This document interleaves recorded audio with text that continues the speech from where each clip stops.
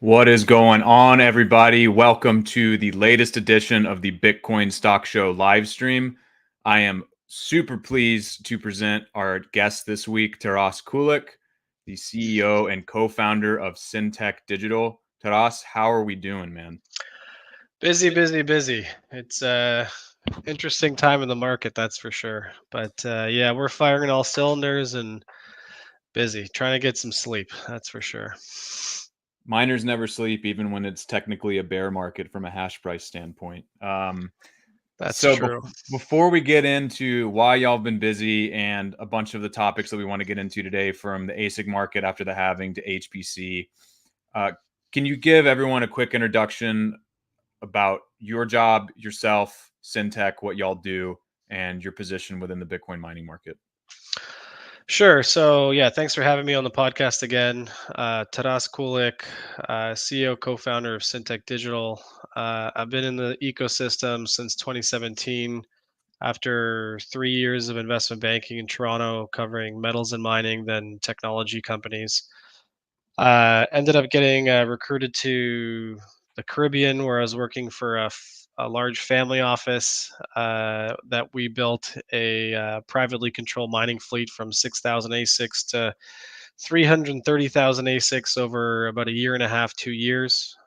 We became the one of the largest privately controlled mining fleets in the world at that time, approximately 12 to 15% of the hash rate. Then they decided to get in a fight with Bitmain and got involved in the block wars. Um, and I eventually left to go work with Core Scientific, who was a big partner of ours. I spent just over 2 years at Core Scientific.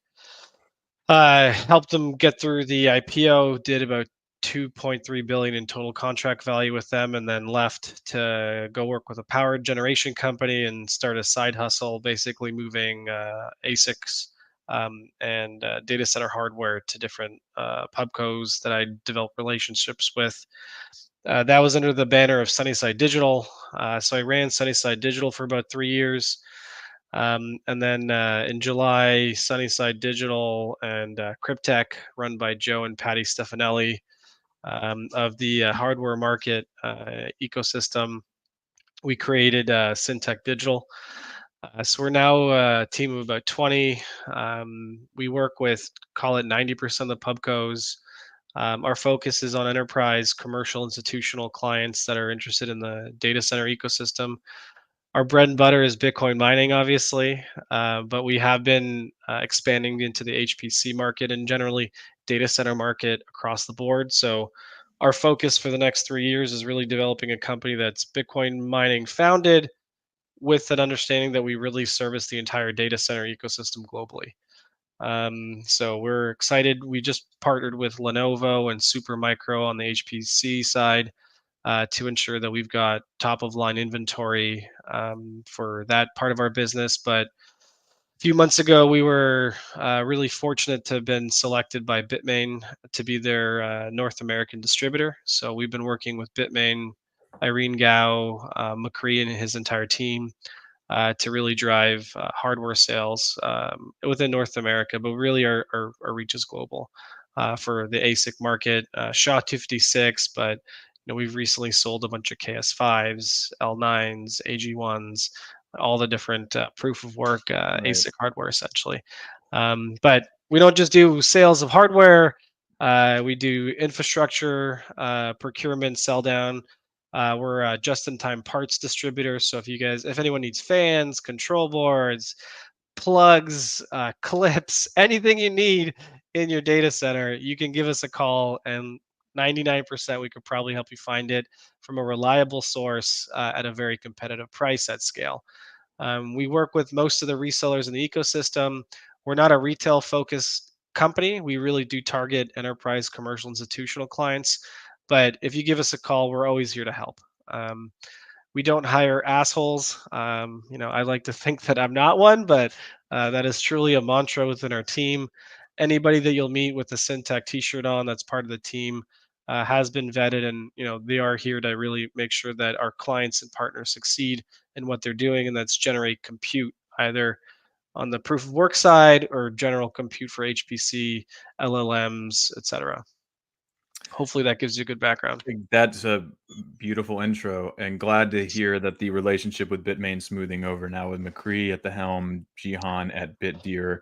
I know that that was a prior company, so sour grapes and all of that. Would actually love to pick your brain, Oh, maybe at the that's end of some the podcast. history, boy. That's some Yeah, history.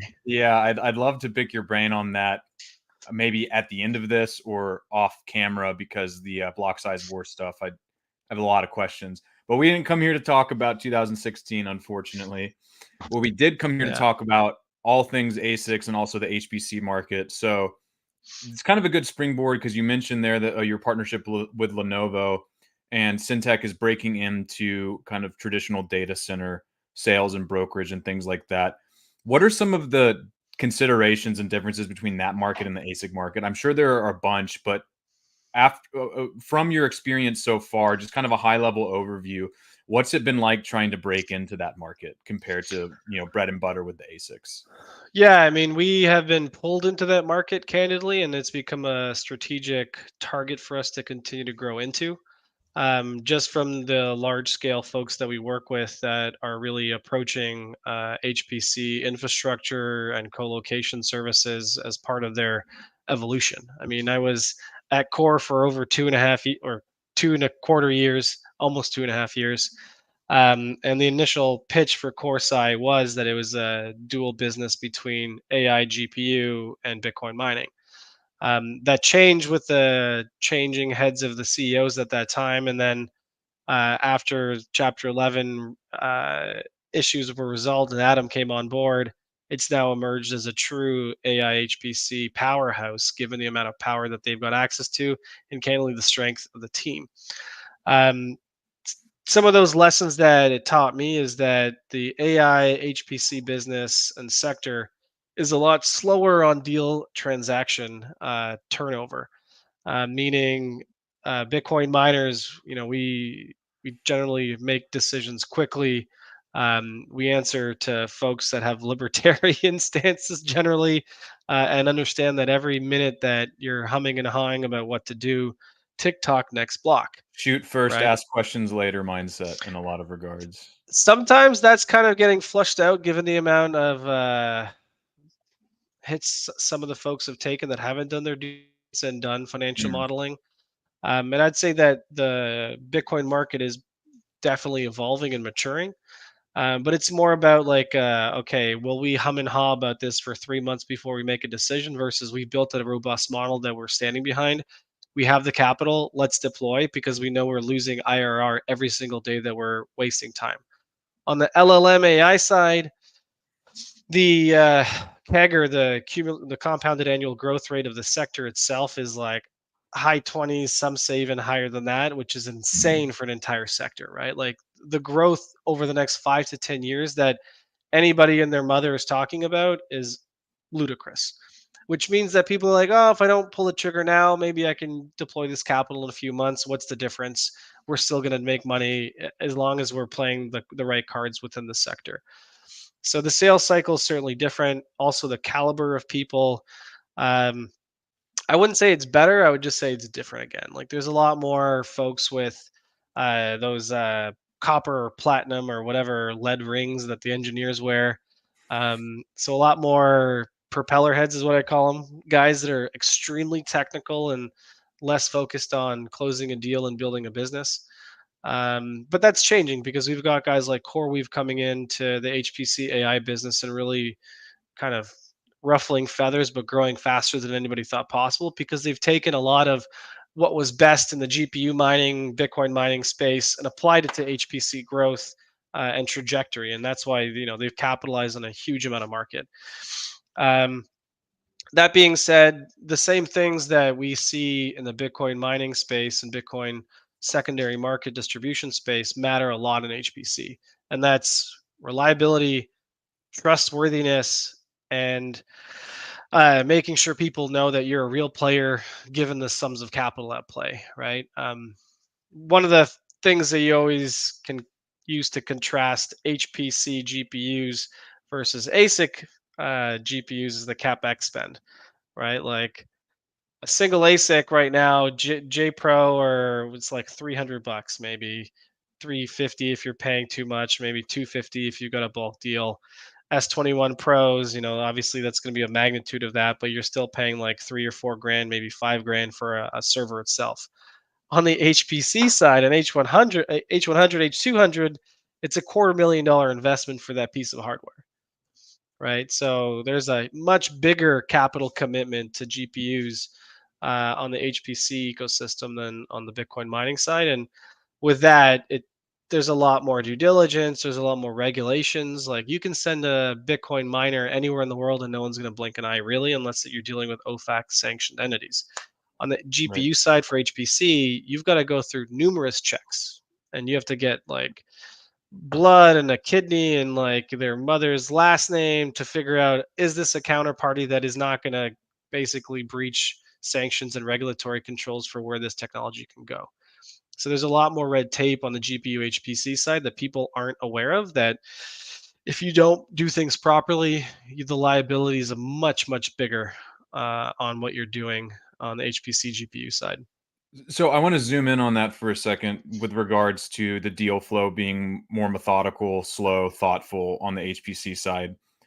We can't exactly say, to your point, that Bitcoin mining is still in the Wild West, at least not, let's say, like the 1840s, 1850s Oregon Trail Wild West. We're Like the kind of in like maybe the 2017, 1890s. 2016. Yeah, that's right. Yeah, like Yeah, early 1900s Wild West in terms of the fact that it's still somewhat fast moving. It's still a little bit fly by the seat of your pants, but we're starting to get certain processes ingrained. There's best practices emerging, and a lot of the corporate, Bitcoin miners, industrial scale public mining companies, they're more thoughtful because they have more regulatory burdens, things like that. This is not the chicken shack, Chinese Szechuan mining era where you just throw some miners out in the open because you're close with Bitmain and you could just order the next batch, and you're not like your OpEx is so low that you don't really worry about your CapEx.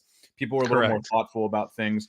But if I'm understanding correctly, from the HPC side, there are a few considerations. The regulatory environment is much stricter. There's a lot more red tape. You're also just dealing with infrastructure and investments that are orders of magnitude larger. So Correct. the players are going to be generally more thoughtful. Is that kind of just those two things, or perhaps maybe the two biggest differentiators? Yeah, and I mean, I'll expand on that point a little bit more. On the Bitcoin mining side, because our cost of capital is so much higher, meaning that it will be so much more expensive for you to go to the market to raise either equity or debt from like a repayment basis or Mm, like a return of capital perspective basis versus HPC, where you can actually get debt financing, you can get capital markets participants to give you a much lower cost of capital because of the stability or relative professionalism that is viewed within that ecosystem.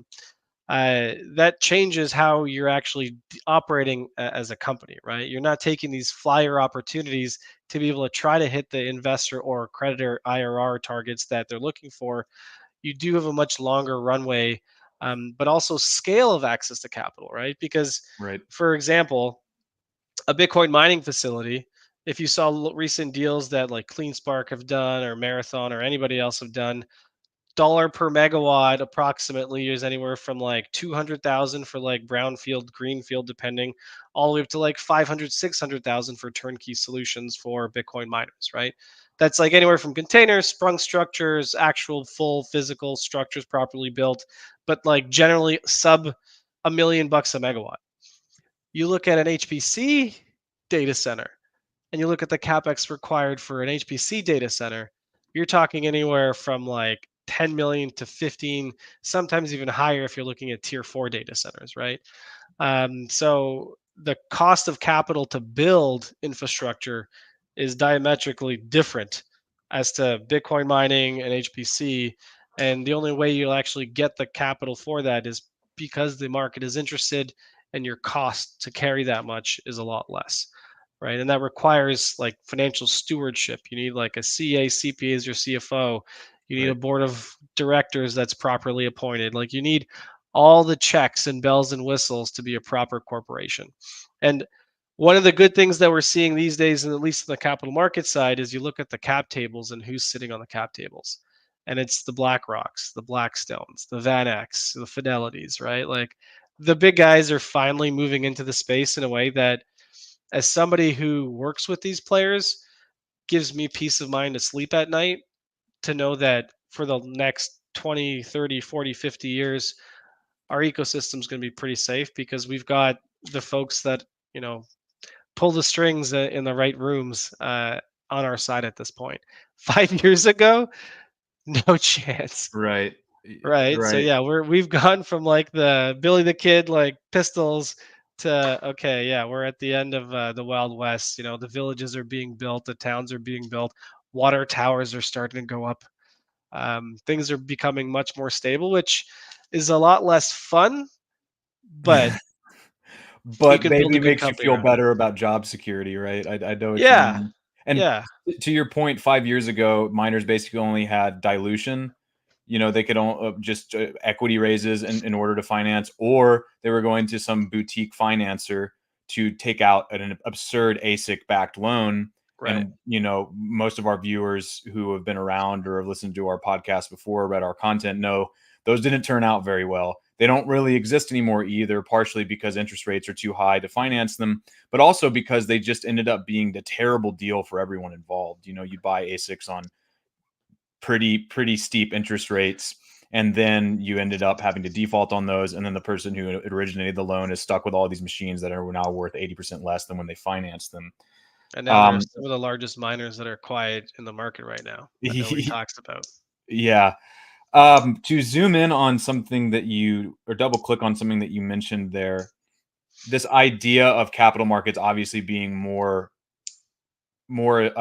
willing to invest in HPC, AI, LLM type data centers. There's obvious reasons for that, as you just said. It's a golden goose, but also these management teams are blue chips. They're vetted. It's not an industry that has kind of stigmas around it like Bitcoin mining. A lot of Bitcoin miners who have announced AI and HPC strategies and have leaned into the industry. Part of this is obvious in the sense that the revenue streams down the road are potentially much more lucrative than what they're currently even earning or what they're going to be earning after a few halvings.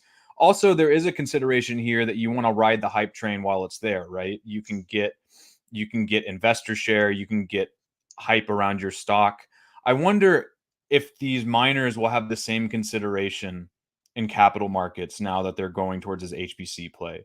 Or do you still think that there's going to be a stigma from capital allocators where they're going to think, you know, an investment bank might not be as comfortable investing in a Core Scientific, an IRIN, a Bit Digital, et cetera. Not to put them on blast, they're just some of the ones that come to mind, versus a traditional data center company or a traditional company that is looking to get into this space. Am I wrong in thinking that? No, no, you're 100% on point. In fact, if you look at Core Scientific, you know, they've got HPC already up and running. Even the revenue from that mix applied against their EV, they're taking a massive discount because it's a diluted type of play, so to speak, where some one of the easiest way that equity researchers in the street provide their price targets is they take your revenue stream, take your EBITDA, and they apply multiples against it, which means your total enterprise value is like a divisor against your revenue or your EBITDA, net cash, and a couple other things to get a multiple, which is basically a fancy word of saying here's a number, multiply it against these major top line financial performance metrics, and we can kind of get a plus or minus of what your valuation is.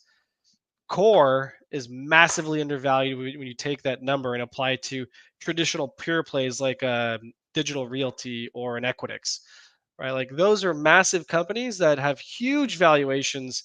That if Core can get the stigma away from it of being a public Bitcoin miner and an HPC player and be known as a data center operator that has Bitcoin mining and HPC AI as part of its co-location services, there's still massive room for expansion. Same thing with Applied, same thing with Bit Digital, who's obviously just getting into this. Iron as well. I mean, there's a lot of questions by the capital markets. Is this more than just a veneer? Is this a blockchain iced tea, or is this a true HPC co-location operator, right? And I So think they have the right. Some of these, I'm not going to say for all, but certainly some of the players I mentioned, Core Scientific in particular, they have some of the best fucking technical teams, pardon my French, that you can actually find. And I think that the market will be extremely rewarding to them over the next 2 years.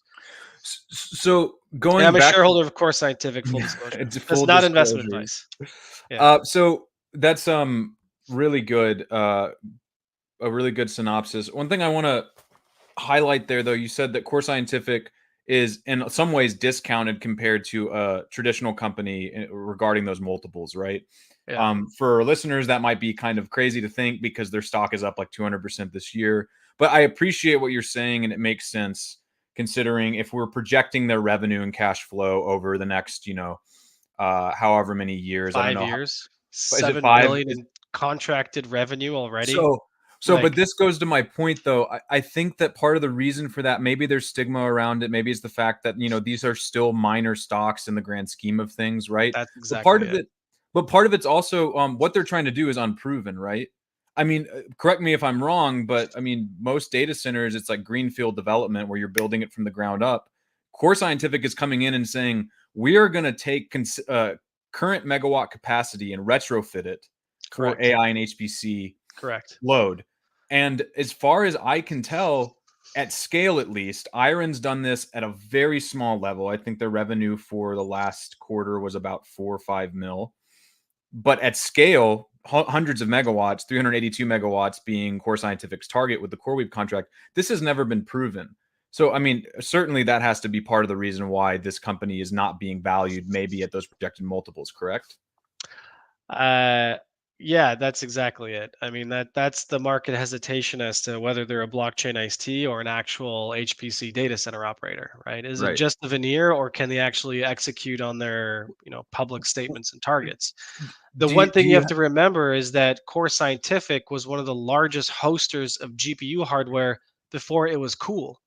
Like, they sold off their AI business, and now their former head of AI is one of the major SVPs at AMD, developing some of the best AI technology in the market, second only to NVIDIA, right? Like, they've got the bones in the company itself. So I can't speak for the other players because obviously, not only was I not part of the team, but I don't really have a full grasp. Core is at least one of the companies that I would be very shocked if they don't do what they say they're going to do.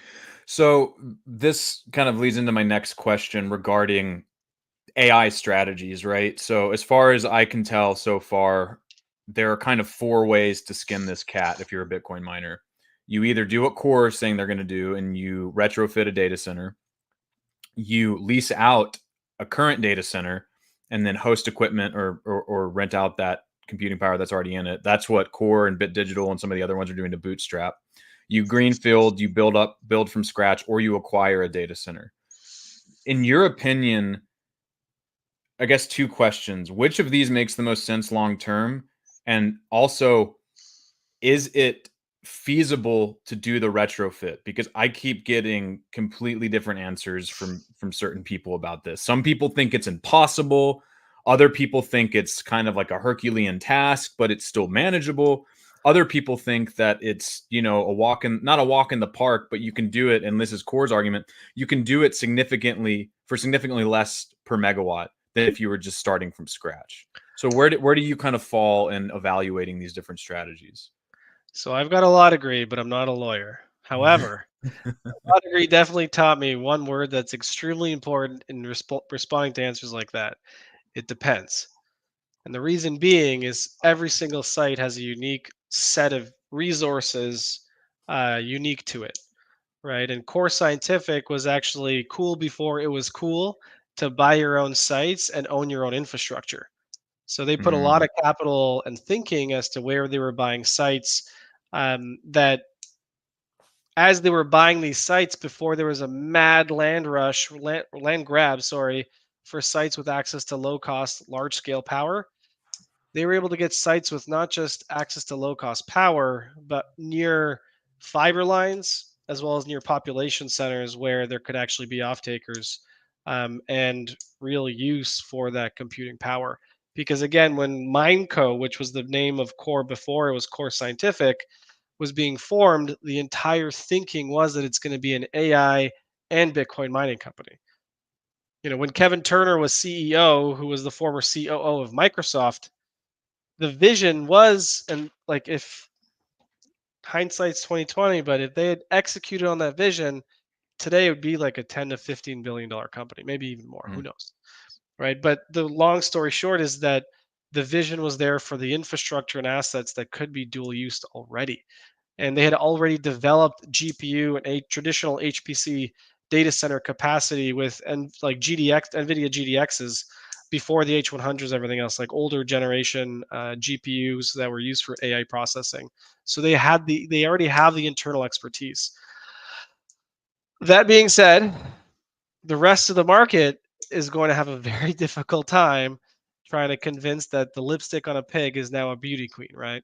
mm, Like, there are other assets that aren't nearly as well positioned as some of the core scientific assets, and they're going to have a much harder time and a more expensive time in retrofitting existing facilities. And when people ask me this question when I'm on panels or talking to folks generally in the industry, when you look at existing Bitcoin mining facilities, I would wager that maybe 20% of existing infrastructure can be repurposed in an economically efficient way to be HPC data center capacity. Core's lucky because of the situation, its history, and its infrastructure and assets already. Other folks in today's land grab market that we're looking at is very different. Because again, we're no longer competing against just Bitcoin miners when we're looking for large scale data centers. We're now competing against Equinix, Microsoft, Google, Amazon, Digital Realty, folks who have balance sheets that make even the largest Bitcoin miner look like mice nuts, to be right. honest. Right. I- is the most important consideration for these retrofitting endeavors making sure that the transformers and even maybe the substations on site are to grade for what they need? Or does it go beyond that? Because I know that you need much more sophisticated networking equipment. Much more. So is that which is it? Which in your opinion, which is kind of the most important consideration, or is it just everything? I Is it mean, it is a completely different beast, right? I mean, the HVAC system has to be extremely sophisticated. The air quality, air purification system has to be extremely high quality. Power redundancy, depending on which tier of HPC data center you're building, has to have either a single or double backup. And the power coming in has to like be properly conditioned, meaning that there's different types of issues that can actually happen to the frequency of electricity going into your facility. You need to treat that to make sure that there's no spikes or fluctuations in power regardless of what's coming in from the utility or mm, your power generation source. And then for some of the stuff coming out that's much higher power density, you're going to need to look at water or immersion type of technologies to make sure you're mitigating heat and dealing with the thermal management in a very sophisticated way as well, right? Like, that's why the chicken coop shack with high kV lines going through puddles of water into some Chinese backwater village is the exact opposite. You're looking at like facilities that look like they're designing rocket ships, right? Like, some of these even have like air purification where you look at the ground, if there's like even a scrum on the ground somewhere, you need to completely update your HVAC system. Like, that's why the scale of magnitude of infrastructure per megawatt is so much greater. Like, it's mm. 20 times more expensive to build HPC than it is for Bitcoin mining because of that requirement. Everything has to be pristine, basically, and Everything has to be state of the art. pristine. Everything is controlled. You're selling 99.999% uptime, right? Like, it's triple nine, quadruple nine uptime guarantees, not this, hey, we might get 85% uptime this year at our chicken coop, right? Like, it's a completely different system and a Right. completely different requirement, because if you stop the power into an L at like a proper model, the entire model basically corrupts, right? If you stop power to a Bitcoin miner, oh shit, turn it back on in 5 minutes, right? And that's why when you hear of these things, about these statements of folks talking about um, Bitcoin mining is good for the grid, traditional data centers are not good for the grid. Right. That's what they're talking about.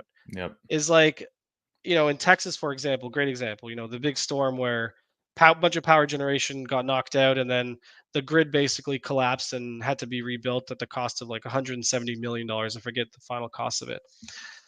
If you're a data center HPC, you're in a very bad spot. A Bitcoin miner, you shut down, you turn back on, no problem, Yeah, right? it's Yeah, bad. It's bad for the company, but there is no client on the other end necessarily, unless you're a host, to where you risk exactly, losing that entire business. exactly, right? Yeah, and the demands, the service level agreements are so much different from like a co-location infrastructure perspective, from HPC to Bitcoin mining. Yeah, I'm really curious to see how all of this pans out. Obviously, everyone is. I've been very skeptical of the AI pivots, trying to keep an open mind. But as you said before, we've seen absolute clownery in the realm of crypto markets, Bitcoin mining, everything from long blockchain from Long Island Iced Tea all the way to a bunch of promises that have never panned out. So, Yeah, and again, I think the folks who think it's easy to get into HPC will get a very healthy wake up call when they go to an investor and say, I want to build a 10 megawatt HPC center. And they're like, how much money do you need? $100 million. Show me your team, show me your financial model. What's the financial model? Thanks for coming in, bud. right. There's the door, right? Or Bitcoin mining, it's like I need 5 million bucks IRR maybe in 2 years. It's like, okay, maybe we could talk about that. And you have guaranteed liquidity from day one. Whether or not Exactly. the margins are going to be big is another story entirely, but Exactly. you sell your hash rate to a pool or directly to the network. But the deal Exactly. flow for these HPC deals are pretty opaque to me. I mean, I have no idea how that goes on. It's been one of my questions to some of our guests regarding this market, but I don't know how you even go about valuing a megawatt of HPC versus another. I know exactly how you do it with Bitcoin mining. You look at the fleet, you look at the power price, and you look at where hash price is. Yeah. But that's not the case when it comes to this AI and HPC load, because obviously what you're getting from a tier 3 is much different from what you're getting from a tier 4 or a tier 5, right? Yeah. So a lot of unanswered questions.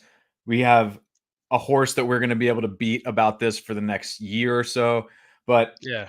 I want to pivot back to Syntax bread and butter, which is the ASIC market and how it has evolved after the halving.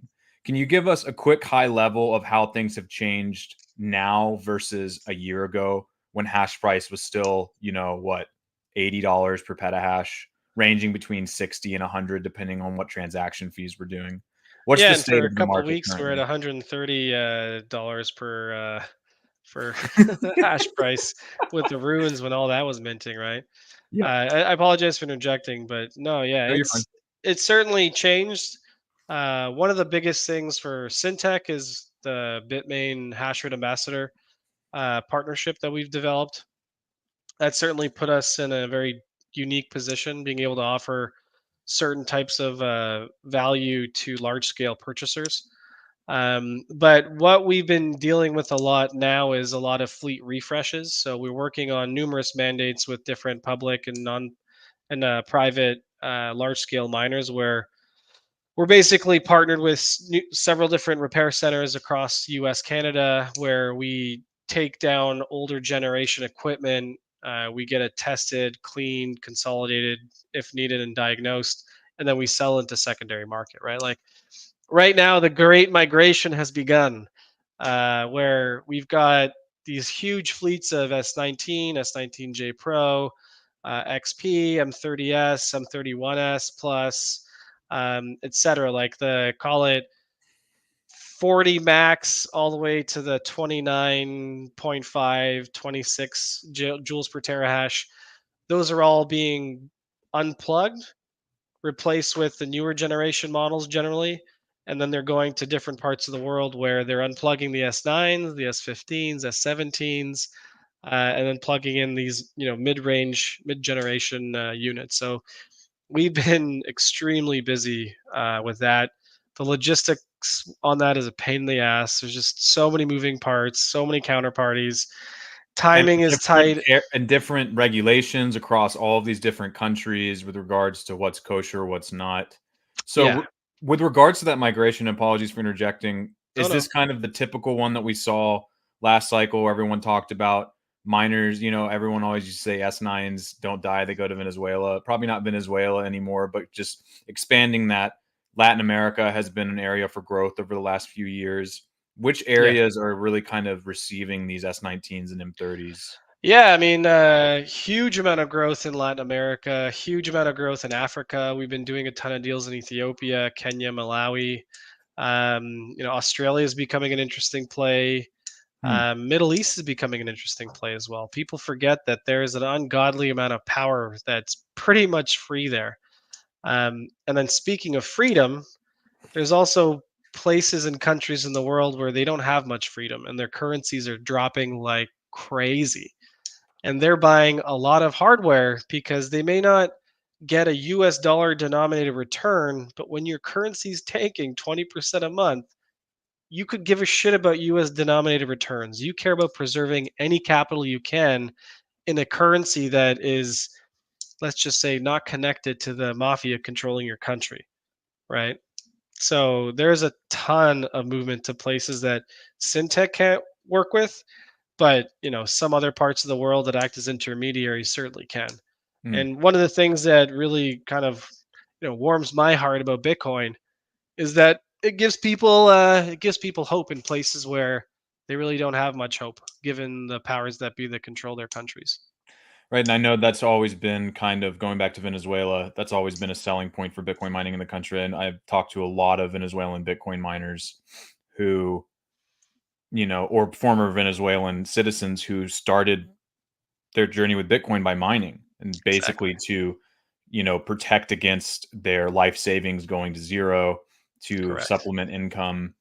And I think that's can never be stressed enough, especially in advanced Western nations where, we always talk about inflation and we always talk about how evil the Fed is in the Bitcoin world, right? And all of these We are things. so fucking pampered. It's Yeah, insane, it is. The entire right? financial system is built to tick to our whims, essentially, right? And you have Correct. no idea what it's like to actually live in a place where capital controls and inflation are out of control and you really don't have any other options. Correct. This is kind of a tangent, but this is also why, and I understand there are arguments for kind of creating a new digital panopticon or center of control for private money through stablecoins. But I really don't think people appreciate in the Bitcoin camp, maybe in the more purist camp, how useful these things are to so many people around the Yeah. world. And I'm not really in a place to judge. I'm not going to scream at the Venezuelan who's trying to offshore money because he's using Tron, right? It's not any of my business. No, and I mean, if people say, "Oh, Bitcoin's used by criminals for money laundering," I'm like, "Are you insane? You know how much easier it is to launder money using greenbacks in a suitcase than it Yes. is using a fucking publicly accessible ledger? Like, come on, it's the exact opposite. Like, This is ugh, everything's so abstruse in this industry. This goes back to we talked about on a space this morning with Brian Harrington at Fold. We do a Wednesday spaces, the Bill Maher clip about Bitcoin using 8% of the energy. And it's a clickbaity, easy thing to say. It engenders outrage and people flock to it like flies to shit or bees to honey, depending on how you look at it. yeah, And it's funny because he said in that tweet, he said the dirty little secret of crypto that no one's talking about, and I thought that was hilarious because it's like actually we've been hearing this since the first mega mine went up in the U.S. I mean, this has been repeated ad infinitum, and I think we're almost kind of doomed to always be confronting these stories because people are just not going to understand it, and it's too easy to score political points. Maybe we'll yeah, get to the but point when to stop. I'm a little bit more pragmatic about it. I think I used to love Bill for his humor, and Mm, now I can't stand him for his politics. mm, Even though he's a sharp guy, I think he is fed a lot of talking points that he doesn't quite understand himself. mm. When you see the large scale power generators globally looking at Bitcoin mining as a very interesting tool for their own intermittent power generation, that should at least give you pause that Bitcoin mining isn't going anywhere. Right. When you look at governments looking at Bitcoin mining as a backstop, a first resort for building up renewable power and having an off taker that they don't have to support through tax of their own population, it's done using Bitcoin. And then they can build transmission lines for the renewable power that goes to the population center, then take the Bitcoin mining Yep. down. You start to realize that a lot of the FUD that the basically central banks want to put out there to make people afraid of Bitcoin, there's a reason they want people to be afraid of Bitcoin, is because they're terrified of it.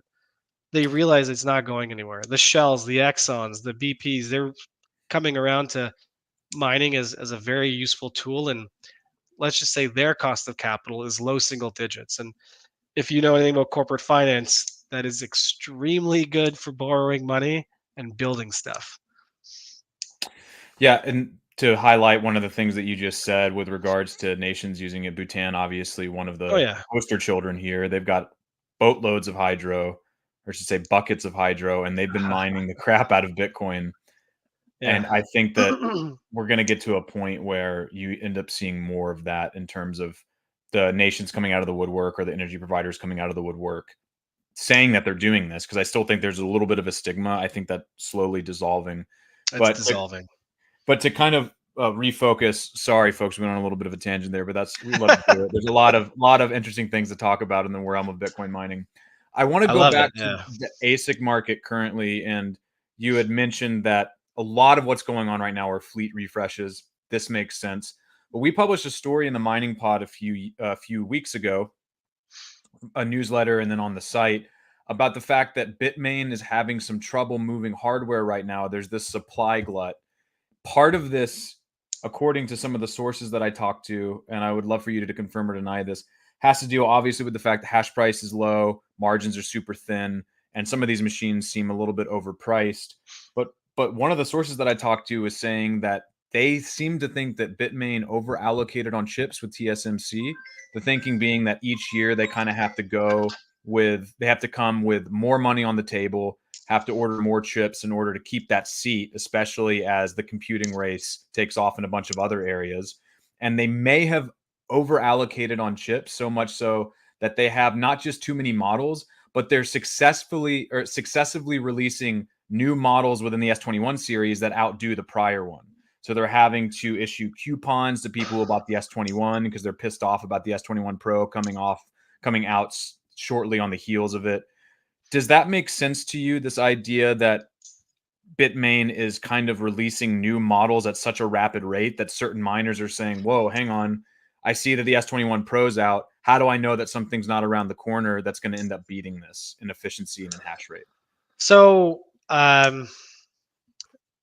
I was part of the Bitcoin Mining Council from founding to basically its dissolution a few months ago. And there's an interesting slide that we put together at the very end that showed the incredible growth of efficiency over the different cycles and generations of miners. And over the last few cycles, that generational gap or increase in efficiency has gotten tighter and tighter and tighter and tighter. And the reason being is because Bitcoin mining started on like a computer, general desktop, GPU, and then, or sorry, CPU, and then moved to FPGA, and then moved to GPU, and then I think it was the Antminer S1, or I forget the exact one, moved to an application specific integrated circuit. And all of these major hardware changes created the massive jumps in efficiency where it's like from the last version of the S21 Pro to the from the first one, it was like a 56,000 times increase in efficiency. Well, guess what, folks? Those jumps in efficiency are basically over. We're going to see incremental jumps in efficiency over the next 5 years. Being a partner of Bitmain and having direct knowledge of what capacity they have, I can certainly overshare, but I would say that be careful what you think is happening. There's certainly a scarcity of S21 Pros in the market right now. There certainly have been an increase in the amount of models that have been coming out, but I think that's more of a reaction to the changing infrastructure versus the actual chip allocations that TSMC is demanding from Bitmain. I think that the allocation is probably going to tighten up, but not because of Bitcoin mining, but because of what we were talking about at the beginning of the podcast, which is the HPC AI market. That hardware war is not going to slow down. Mm. AMD needs to fight back, and they're going to be buying up as much capacity on the wafer side as they can given their hardware sales forecasts. And Nvidia is not slowing down. They're going to take down as much as possible because they want to block out everybody else. To close my thought, Bitmain is not blind to the number of new entrants that have come into the market. Block, MicroBT taking up some market share, Canaan trying to stay alive. There's a few others that are obviously trickling up. Oridine. Bitmain understands that if you are an efficient capital allocator and there is an incumbent that is already 5, 10, 15 steps ahead, and you're allocating capital based on risk, and they're showing you a definitive pipeline of technology that's going to be better than the new entrants coming in, they're going to continue to keep that cadence to make sure that they maintain their existing dominance in the market. Now, is that good business or bad business? That's an economic ethicist discussion. Not for this podcast, obviously. But I think that probably is a little bit more along the strategy of what Bitmain has been trying to do is make sure that they maintain their dominance and they show that the market show to the market that they're already several steps ahead of even their most advanced competitors or new entrants coming up to become competitors. That being said, on post-sale services, as their official partner in North America, we're doing everything we can to tighten up some of their practices so that the level of customer service that folks expect in US and Canada is there. So we should be having some announcements over the next few months, next few quarters, so that the folks that are upset with Bitmain because of some of the issues around QA/QC or warranty timing, etc., can be resolved through good partnerships and good value-added resellers, which is what really Syntech has become for Bitmain, can really fill the gap for the market. So, if I'm understanding correctly, going back to the idea of competitors coming in and Bitmain needing to defend its moat, am I Exactly. understanding what you're saying correctly when I say that they're going to continue to up the ante on their chip allocation and their R&D? They're going to have to keep coming to the table with more, but they're also going like should we expect them to have the same level of allocation for future models that they did for the S21? Or I should we think expect that that the to allocation capacity is likely going to stay steady or even reduce a little bit because of the because of cost HPC? associated with the newer generation 2 nanometer chips, et cetera, three Okay. nanometer chips. One of the things that people may be confusing is the lack of capacity that some of the folks that rely on Samsung have seen. And that's really an issue within the lithography processes of the Samsung foundries themselves. SMIC is so far behind Samsung, I'm not even going to talk about SMIC anymore. But Samsung has had major yield issues to the point where they've actually pulled out most of their engineers out of the Arizona fab because they haven't figured it out. And if your yields are 40, 50% of the wafer versus like 70 to 90%, which is what TSMC is getting, the cost per chip is going to be exorbitant and you're not going to be competitive on an economic When basis. when you say yields, you mean 40% of the chips within each wafer are That's actually right. viable? That's right. That's a crazy delta Yeah. between what you're Yeah. getting from TSMC, and they don't Totally. know why that's happening Well, they've been trying to figure out what within their process is creating this failure rate within the new nanometer chips, the new nanometer wafers themselves and processes, right? Um, So this yeah, is bad news for MicroBT it's because bad news MicroBT, for anybody. I'm not naming names. Anybody that uses Samsung as their fab. right? I will name names because I'm pretty sure MicroBT uses Samsung. For entrants trying to come in, Bitdeer and Auradine have allocations with TSMC, I think. I could be wrong about that. Uh, I'm You can you yeah, I can don't you know what can I can plead the say. 5th. You can plead Yeah, the I don't 5th. know what I can But say. but this leads into my next question, and you kind of answered it already in the sense that there's this kind of I don't want to say critical mass, but there's this consideration for the incumbent, like a Bitmain, right? Where you really just have such an incredible moat around your business already for a number of reasons, not the least of which you've been a repeat customer for TSMC, the premier chip fabricator. And you're probably not going to lose that shy some sort of catastrophic failure on the point of your company. But why is it so hard for any competition to break into this space? We've seen Minerva come and go. We've seen Intel try to do it, and they make chips. And maybe this is part of the reason, because their chips aren't as desirable as TSMC's, but they kind of scrapped their ASIC, business for mining. Why is it so difficult for a competitor to come in and disrupt this duopoly between Bitmain and MicroBT? And are you hopeful of any of the current, how should we say, challengers between Bitdeer, Auradine, and Block, that they're actually going to be able to succeed? Making ASIC chips at scale in a commercially viable system is hard. There's only been a handful of companies that have done it successfully. Um, Funny enough, a company here in Toronto, Epic Blockchain, has actually been one of the only companies that's designed from soup to nuts an ASIC chip and a system around it and sell it commercially in a viable way that people made money off. A lot have tried and failed.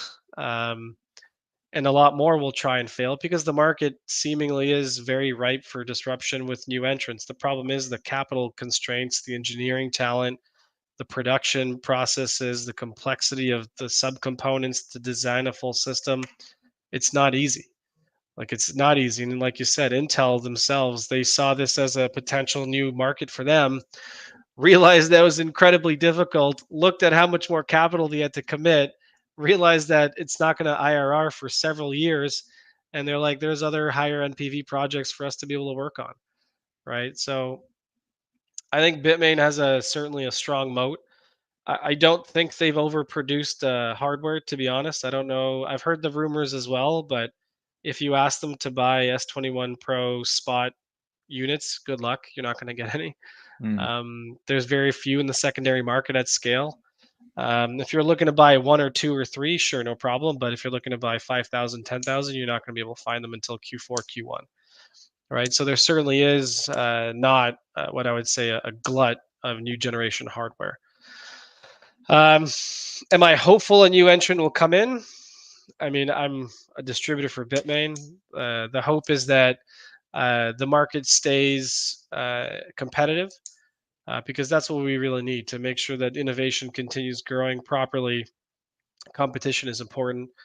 Um, and I think a good team that can come in with proper capital backing could certainly disrupt and become a new entrant. I mean, MicroBT, they're a great company. I mean, they've got solid technology. It's 20 to 30% more expensive for the same output that you're paying with Bitmain. But they're certainly an interesting player to be paying attention to. Oradine, I mean, I can't speak too much on them, but I know they're having capacity constraints. just with Bit, regards to how much they're actually going to be able to produce, because I've seen their machines and they seem to be competitive, but then that just raises the question: are you actually going to be able to produce enough of these to be competitive at all at scale? Right? yeah, and I mean, if there's a very well-heeled acquirer that wants to really supercharge some of these entrants with more capital, that could very well be what happens. Like somebody with a few $1 billion on their balance sheet wants to get into the space and has the cojones and commitment to really put the capital down. Bitmain could have a run for its money for sure. Mm, Um, and I mean, it's the hardware game. It's still the Wild West, so right. you never know when the new Billy the Kid comes into town. I think that's really important to highlight the fact that the current ASIC reality is less than a decade old.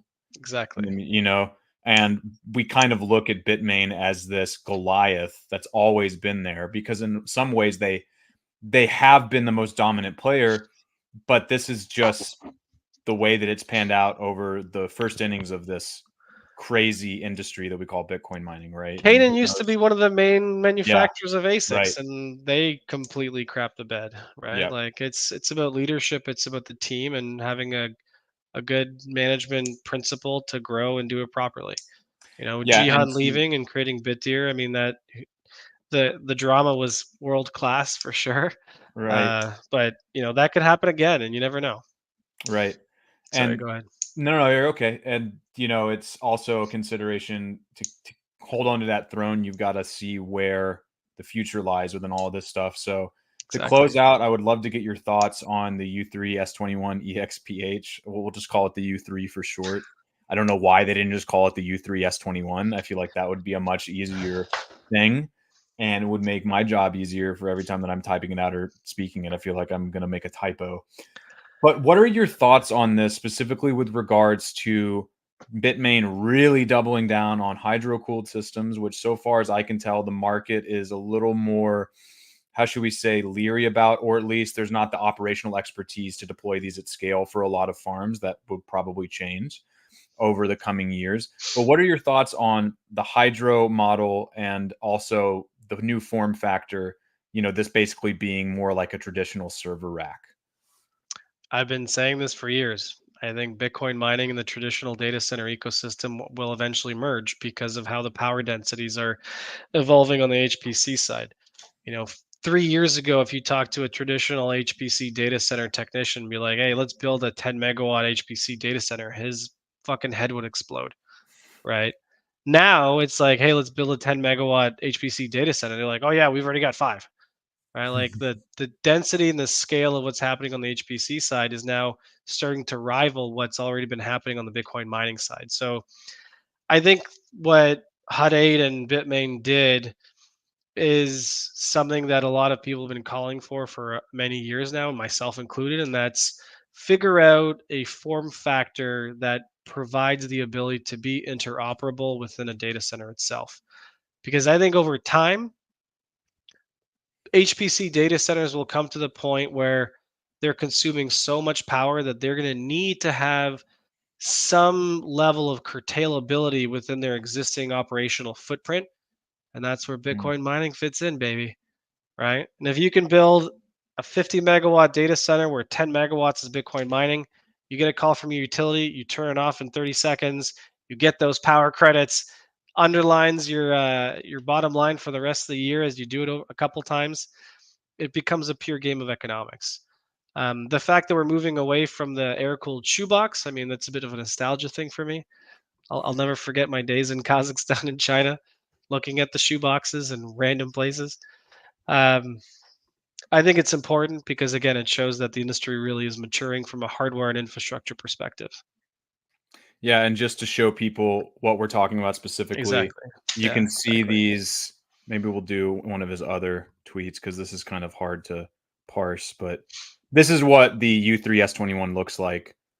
Looks much more like a kosher data center or straight up Exactly. traditional data center. Cabinets, In fact, cabinets, and cabinets, and cabinets. right. And then if you didn't know what this was, you wouldn't even think that these were Bitcoin miners. At least I Exactly. wouldn't if I didn't know what they were. So Correct. I'm very curious to see if this catches on and what wins out over the future, hydro cooling or immersion cooling.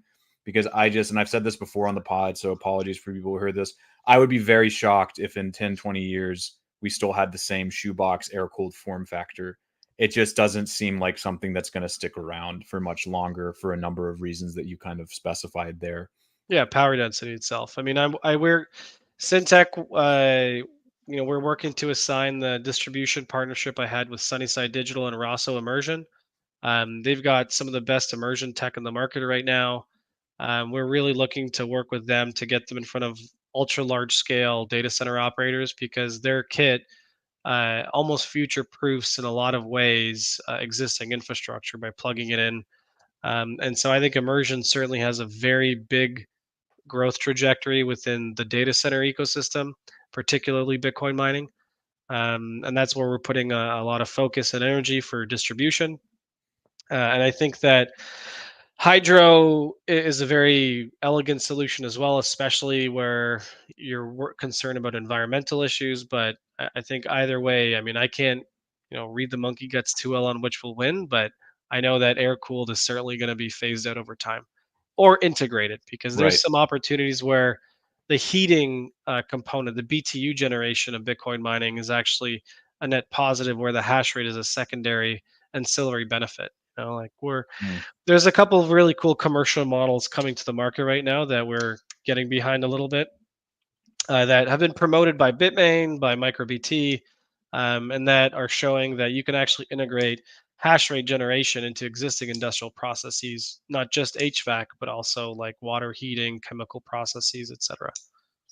And certainly going to be more important to figure out how you can recycle that heat or find efficiencies elsewhere as in the current Exactly. hash price environment and going forward. Well, Taras, I really appreciate it. I want to give you the last few minutes to give final thoughts, also tell people where they can find you and where they can find Syntech Digital. But before we go, a comment from the audience. Is mining dying? No, but it sure as hell going through a transformation. So Agreed. Agreed. I with would even I would even say retail mining is not dying. Retail mining is certainly constricting. Home mining is going to be very difficult unless you're looking at it as like a BTU generation perspective, like heating right. your hot water or your hot tub or your pool.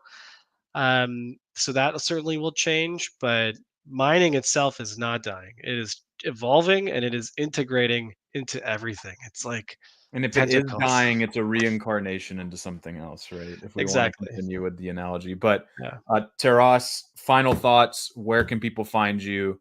Take this time to shill your bags one more time. Yeah, so Syntech Digital, Syntech.digital. We'll be at the Amsterdam BTC conference coming up. I'll be on a few panels in the AIM Summit in Dubai. Also, Plan B in Lugano. Again, our website is Yeah. syntech.digital. We can help with anything to do with design, wholesale procurement of hardware, infrastructure, parts, logistics, um, on Bitcoin mining, but also HPC. Check us out. Find us on LinkedIn. Find us on Twitter, Syntech Digital. It's pretty easy to find us there. We've got quite a few announcements coming out, so it's going to be an exciting few years ahead. Really appreciate being on this podcast. Thank you, sir. Yeah, man, this was awesome. I really appreciate your time. Wonderful conversation. Feel like we touched a lot of things. And enjoy your international travels. You are ping ponging around the world. Ah, And it's, Sky that Gypsy ahoy! Taras, thank you so much. I appreciate you joining today, man. And for all of our listeners, thank you for tuning in. We do these live streams every Wednesday, bringing you conversations like this from around the Bitcoin mining world. This one was specifically related to a bunch of topics that we've been talking about a lot here and that are kind of top of mind for a lot of Bitcoin miners and investors. But you can find all of our content on blockspace.media. Follow us on X at the Mining Pod, at Blockspace Pod. You can find me at As I Lay Hodling. And be sure to subscribe to the Mining Pod newsletter, where you can get news and analysis and research like some of the stuff we talked about today. But with all of that, thank you all for joining. Hope you have a beautiful week and a beautiful weekend, and we will see y'all next week. Happy Wednesday.